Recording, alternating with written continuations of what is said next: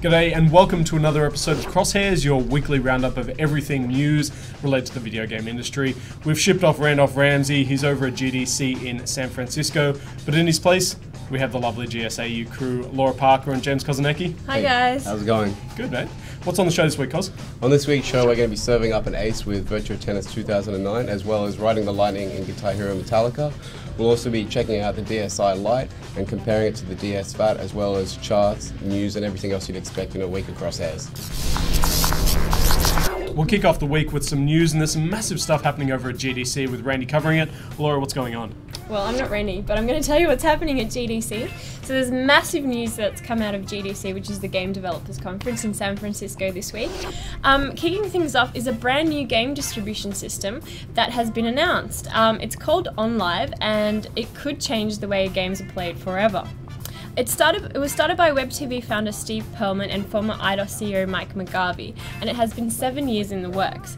Now, it will digitally distribute first-run AAA titles from publishers like Electronic Arts, Ubisoft, Take-Two, Warner Bros. Interactive, and THQ. The system will allow players to stream on-demand games at the highest quality onto any Intel-based Mac or PC running XP or Windows Vista, regardless of how powerful the computer is. Now, the system will also stream games directly to a TV via a small plug-in device, and players can use a custom wireless controller as well as voice-over IP headsets in conjunction with it. OnLive will also offer access to games by way of a monthly subscription, which is good, where players will pay a monthly access fee and then pay additional costs depending on whatever they want. Still on GDC, World of Goo creator Ron Carmel, who gave a talk at the conference, has bagged out DRM as a pointless waste of time for cash-strapped indie developers like himself. Carmel says that DRM does not stop piracy, and also offered this interesting piece of advice to indie developers: don't get involved with publishers and stick to digital distribution. Wise words there. And now moving on, Sony is in strife again this week with publishers, this time over the PlayStation Network. While Microsoft's Xbox Live Service is of course subscription-based, Sony's PSN is free for consumers. So who does foot Sony's bill? The answer is publishers, who are actually being charged 16 cents per gigabyte for paid and free content distribution through the PSN network. A secret publishing source told MTV that publishers are actually very pissed off about this, claiming it's making them think very hard about the fact that it's free for them to distribute their games on the web, over Xbox Live, and a number of other ways instead of using Sony's platform. Once again, Sony has stated that it has no intention of changing anything. On to the rumour mill now. Nintendo hasn't officially confirmed this yet, but according to hardware sales tracking site VG Charts, 100.17 million DSs have now been sold around the world. Now, we're still trying to chase up Nintendo on this, so we haven't confirmed this, but as always, stay tuned to GameSpot. And finally this week, GameSpot has broke the news that Ninja Gaiden Sigma 2 has been confirmed. This is publisher Tecmo's attempt to bring the 360 exclusive Ninja Gaiden 2 to Sony's PS3, with a view to release the game in North America and Japan around November this year. And moving on to this week's charts, this week's top spots go to Resident Evil 5 on the PS3 and 360 respectively, with Halo Wars and Killzone 2 continuing to hold strong positions in the charts among the Nintendo titles. And that's it for this week's news on Crosshairs. Stay tuned for more. Alternative uses for your DS Phat number 37. Use it to store cash money. Warning, not great for coins. Ratings watch time, and this week the following titles have been rated by the Classification Board of Australia. First up, historical RTS title Men of War, which sees you play the role of 3 different soldiers from 3 different forces as you battle your way through World War II scenarios, as this being given an MA15+ rating. It's PC bound on March 16th in the US, but doesn't have an Aussie release date just yet. Third-person action title Indiana Jones and the Staff of Kings has been given an M rating this week, and will let you step into the hat-wearing, whipping Dr. Jones as you punch and kick your way through San Francisco and the lush jungles of Panama. It's due out on the PlayStation Portable, PS2, Wii, DS on June 17th. While Nintendo is keeping the wraps firmly on the DSi launch software for its DSiOS service, it looks like the Classification Board might have spilt the beans on one game coming to the handheld. WarioWare Snapped has this week been given a G rating, and while there's no confirmed Aussie launch date just yet, it looks to be a DSiWare exclusive minigame compilation. One of Nintendo's most popular franchises, Punch-Out, is getting a rebirth on the Wii platform. The first Punch-Out boxing game in 15 years, this week it was rated PG for mild sporting violence, and while no Aussie release date has been confirmed yet, it'll be uppercutting North Americans on May 18th. And lastly this week, we joked about it and then it came true. Rock Band is heading to the PlayStation Portable, and the mobile version of the hit rhythm experience has this week been rated PG for mild sexual references. Expect this one out sometime in 2009. Alternative uses for DS Phat number 273. Dinnerware. Sick of your mum's bland chinaware? Why not try the Phat? Its plastic casing will give your food that extra bite.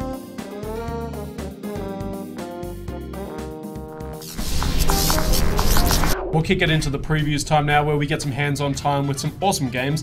Laura Balls Parker, you've been playing a bit of Virtua Tennis 2009. Dang! Yes, I have been. And there are a lot of balls in the game, surprisingly. So tell us, a game like Virtua Tennis lives and dies by the people who actually play in the game. Yeah. Who's available in this one?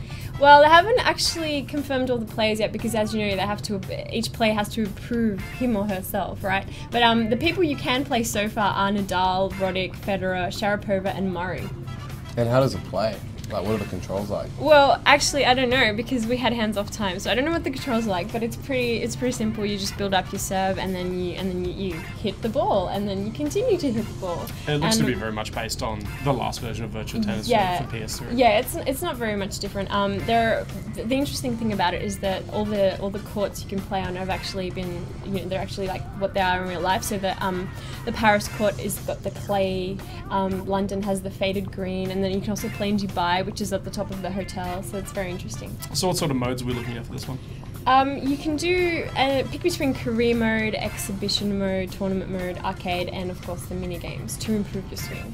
Now the mini games interest me particularly. Yes. We did see one with the possibly dubious title of Meat Defender. Yes, I think they Tell us about Meat Defender. I think they got it wrong when they named this one, but basically, as I said before, the mini games improve your swing, and to make things a bit more fun, they've added cute little things into it. And with Meat Defender, basically what you have to do is defend your meat from some crocodiles. And when I say your meat, I don't mean that. I just mean a few pieces of meat on the ground, and the crocs come at you, and you have to hit the balls and hit the crocs so they don't get at your meat. That sounds really dodgy. Well, it's not the best exercise, but it's fun. And how does the game look? Well, it looks really amazing. It's very sharp and clear, and the little touches are actually brilliant. So things like the players grunting when they serve, the crowds cheering and booing, and also they've actually made the players each with their own characteristics. So for example, Murray's got his sideburns and his double backhand, and Maresma's got her grunts when she serves. And a funny story about Maresma was that they actually built her when she came to approve herself. She actually said that she looks too much like a man, so they had to change her back. Make her a bit more feminine. Yeah. And then they had the problem because they realised that was actually modelled on accuracy. Yes, but we that's neither here nor there, Dan. So have we got a date for Virtua Tennis 2009? Yes, this will be releasing in May on the PC, 360, PS3, and for the first time on the Wii.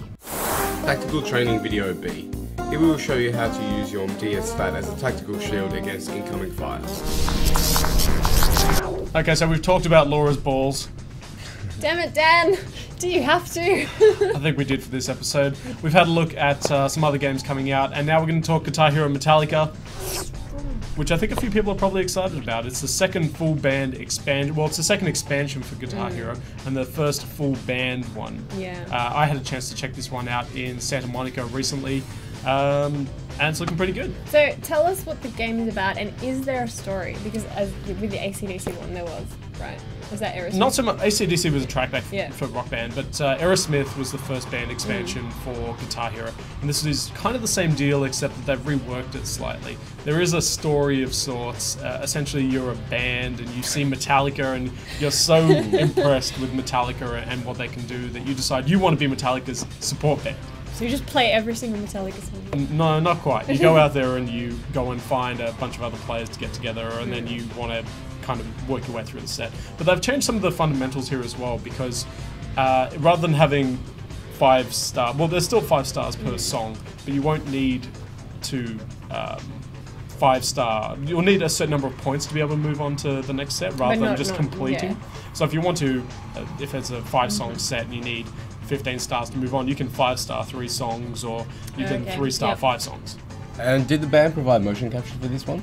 Yeah, they actually had a really active involvement in this project. They did motion capture for every single track on there. They didn't do the vocal syncing. That's some is that out of whack? No, it's actually really well done. But there's I think his name is Chris, a guy that they get in. They've had him since a couple of the Tony Hawk games ago, and he just does motion capture of his mouth. So he just speaks every single part, and they capture it with a whole bunch of the tiny little balls on his face, and then they input that into the game. Right, so obviously the question everyone wants to know, or wants the answer to, is what songs are on here. So tell us about the set list. Well, the cool thing about this one is that you don't just play as Metallica. You're a cover support band of sorts, so you'll play a whole bunch of Metallica songs, and that's the bread and butter of the game. But on top of that, there's also a whole bunch of bands that were either fans of Metallica, that Metallica hand-selected as bands that they really liked or that they drew inspiration from. There's a couple of weird ones in there as well. You've got all the classics like Battery, Creeping Death, Enter Sandman, Fade to Black, Fuel, One. We've got Seek and Destroy, and then on top of that, you've got a couple of other bands who are just cool to play.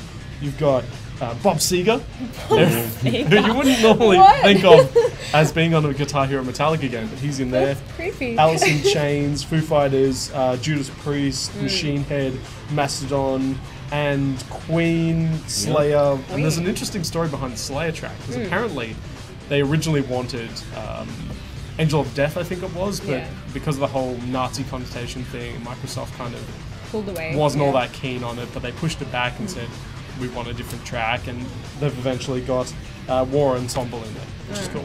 Okay.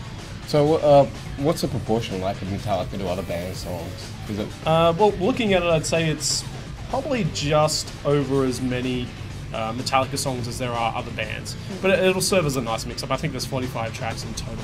Alright, so you play as a whole band experience. Yeah, well, the big pull on this one is the fact that it is the first band experience where you'll be able to do the full world tour, so your lead, bass, drum, and the vocals on top. But the coolest part about this, and it's not necessarily something that everyone's going to want to do. I know what you're going to say. Or anyone is going to want to do. But tell us, yes. It's they're selling a Y splitter for the drum kit. It's kind of modular. It's just a 3.5mm jack on the back of the kit. And essentially what it does is plugs in a second drum kit so that you can do double kicking on the pedals. And to do that, they've added an additional expert difficulty called Expert Plus. Is it crazy hard? Yeah, it's nuts. I thought when I played it initially it would be really easy to do because it was simply kind of tapping up and down as you go, but it completely throws all your rhythm. Were you able to pass it, or? I failed about 10-15 seconds into one of the Expert Plus tracks, so you're going to need to be a pretty serious drummer even if you're already breezing through the Expert stuff. So that only ups the drumming level, it doesn't add anything to like guitar or... No, it doesn't add, this is only for drums and doesn't add any additional difficulty as far as I can tell, other than having more drum parts to hit.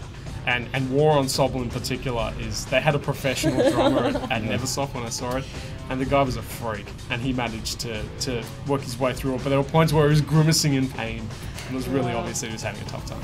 Crazy. Well, looking forward to that one. So when's that one out, Dan? This one looks like it'll be out in late May, the 27th or 29th, and we caught up with a couple of people from the Guitar Hero Metallica project, and here's what they had to say about how it's going. My name is Alan Flores, and I'm the lead designer of Guitar Hero Metallica. My favorite thing is the Metallica in the game because it gives you the opportunity to, learn a little bit about each song, like the history of the song and what it's about. And that's really important to me to try and get like the rock and roll history aspect in there. The worst thing about it, I don't know, the game's almost done. I'm not working on Guitar Hero Metallica. After this is finished, that kind of bugs me out. I had a great time working on it. There are always some subtle innovations that we try to put in there. So on this one, the Guitar Hero Metallica game, one of the interesting features that we actually debated for a long time between Red Octane and Neversoft and Vicarious Visions was whether or not we put in the second bass pedal for the drums, because that's kind of what Lars is known for in the music world, right? And so our drum set only has one pedal. So we had a tough decision. Do we put this in the game? And if we do, how do we get a second bass pedal out to people so they can play it as if they were Lars playing Lars's songs? And we talked to the band, and Lars really wanted to see that in the game. And so we worked on trying to figure out how to make that, and that's one of the things that we are doing. And so that's one of the more sort of subtle innovations of Guitar Hero Metallica. And of course, we're always working on other ones, trying to. We try to expand the game through different instruments, whether they be cowbells or whatever, tubas, or we try to explore everything. But we also look at trying to explore different musical genres. We have done in World Tour. We started with Guitar Hero 3, putting in some localized, sort of local European language songs from bands that may not be popular globally. They may not even be popular outside of their own country. But we put that in the game. In World Tour, we try to do more of that. And so musically, we try to expand. World Tour, we put in some country music. We try to expand and innovate in many different ways. Who's still left to license? Who are those big names that you still want to get into a Guitar Hero title? I mean, there's still lots of great music out there. I mean, there's bands that have never gotten to, bands like Led Zeppelin and that sort of thing. But and people say, are you ever going to run out of music? It's like, well, if people stop making music, maybe, but that doesn't really happen. Bands are still making great albums, like to this day. Metallica released an awesome record last year. March released this crazy record last year. I don't think we're ever going to run out of good music. I've had people say, no, not right now. No one's told me I just don't want to be in a game, or your game, or I don't like Guitar Hero, or I don't understand what it's supposed to do. Most people have been like, you know what, it's not the right time. Let's just revisit this. It happened with Metallica. This took a couple years to get done. So the Beatles are it's an interesting thing because one of the things that we learned as we go through this process of making multiple. This is our second band game now that we're doing. Is the timing was really perfect for Metallica because they were in studio. Doing Death Magnetic release, we were able to do that full band download.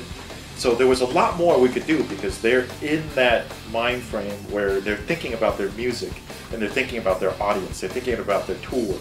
They're thinking about the new songs and which of the old songs do we bring back out on tour. But does that make it hard from your point of view because you need to license people who are actively working on the music as opposed to the ones that maybe people want to play but don't have an active involvement in the image they're promoting or the content they're promoting? Yeah, I mean, just even basic things, for instance, music rights clearances. It's so much easier for us to clear the rights if the artists themselves really want to do it.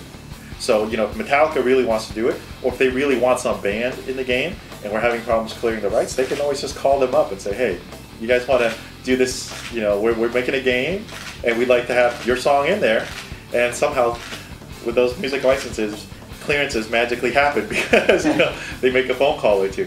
So there's many instances where that helps.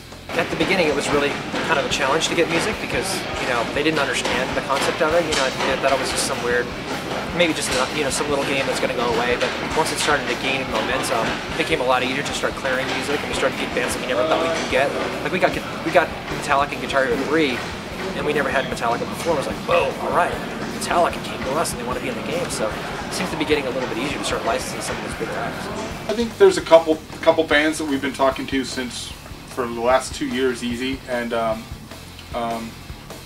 Led Zeppelin comes to mind, and everyone keeps asking about Led Zeppelin.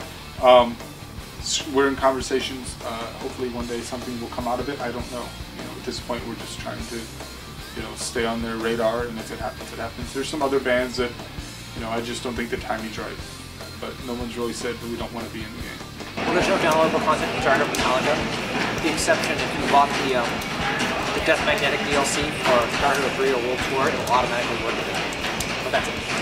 What are your plans in terms of copying songs potentially to the console, or like we saw with Rock Band being able to copy DLC to enable massive track lists? As far as new Guitar Hero innovation, what I will say is it's safe to say that we saw it when Guitar Hero was the first game to offer DLC. That was, we paved that road. It was It wasn't easy. You know, it was just like putting songs in the Guitar Hero game. In the beginning, you have to explain how the licensing works. You have to explain how technically it works. And putting songs on the internet is scary for bands. So that was a difficult process.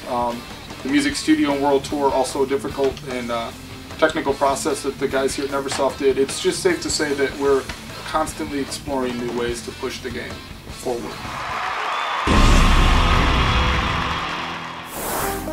Alternative uses for DS Phat number 951. Hair straightener. Use the Phat to straighten your curly locks before that big date. Don't forget to turn it off once you're done.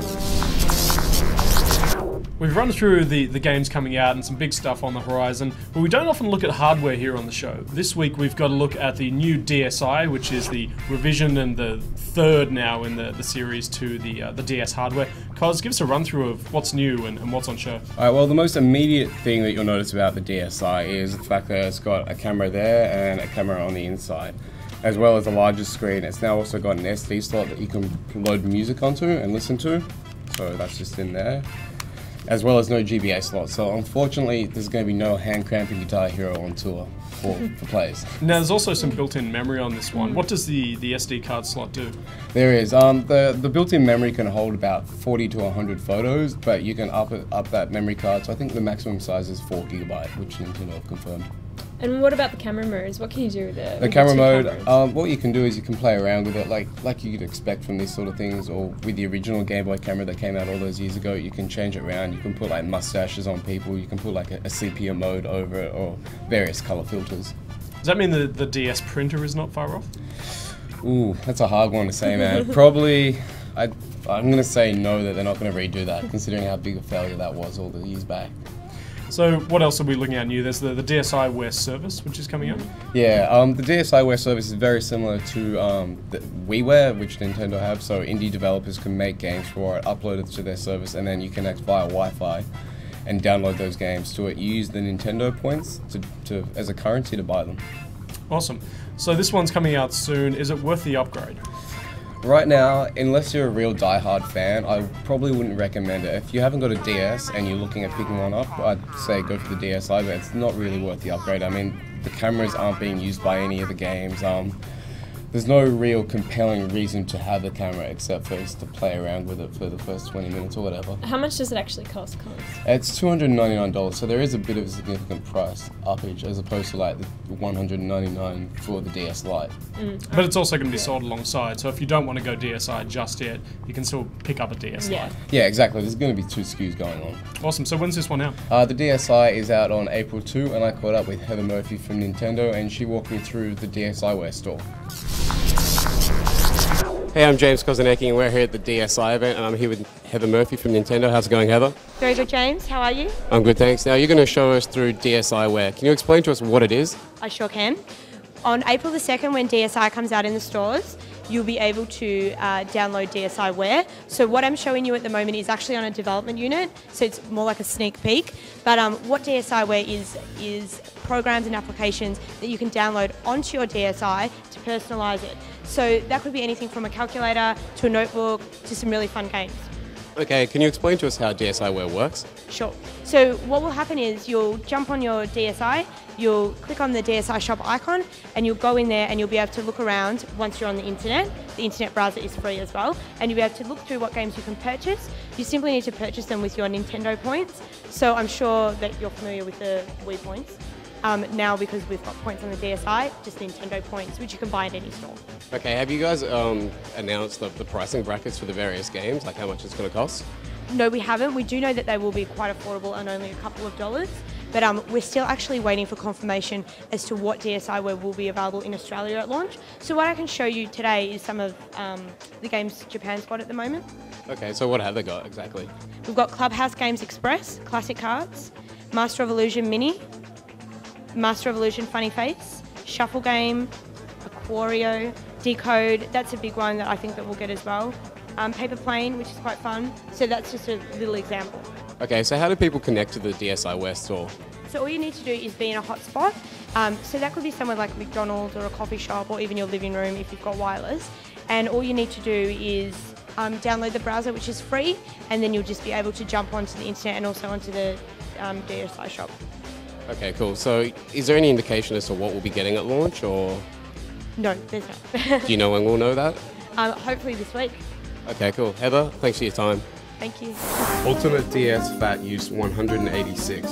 Look out, ladies. This strapping young man here has made himself one of the sexiest belt buckles this side of Milan. So we've almost made it to the end of another episode of Crosshairs, but before we go, we'll check in with Cos. We're giving away some rad stuff, and there's some chances for some awesome releases this week. What's coming up? Yeah, we're giving away 10 double fast system Monsters vs. Aliens, as well as 5 joysticks and Hawk combination packs for either PC or Xbox 360. It's down to you. As well as a Madman DVD collection, which includes some StarCraft DVDs, Street Fighter animated movie. I think there's a Warcraft thing in there as well as the usual Ozbot competition, which is Resident Evil 5 this month. And we've got a community games night this Friday. Yeah, we do. We're playing Call of Duty World at War. You guys may have seen the event page on the Xbox dashboard already. So if you log into Xbox Live at 8 o'clock on Friday night, you'll be able to play with us. The details on how to join are there. All you have to do is add in our gamer tags and we'll invite you. And Cos, as always, if people want to win these prizes, how do they get them? All you got to do is go to www.gamespot.com.au/comps and enter there. And this week we got a couple of good titles coming out. What's on the slate? Alright, headlining this week's releases are Resistance Retribution for the PlayStation Portable, Storm Rise for the PS3, 360 and PC, Command & Conquer Red Alert 3 for the PlayStation 3, Command & Conquer Red Alert 3 Uprising for the PC, Wheelman on Xbox 360, PS3 and PC, and Magworld for the Wii.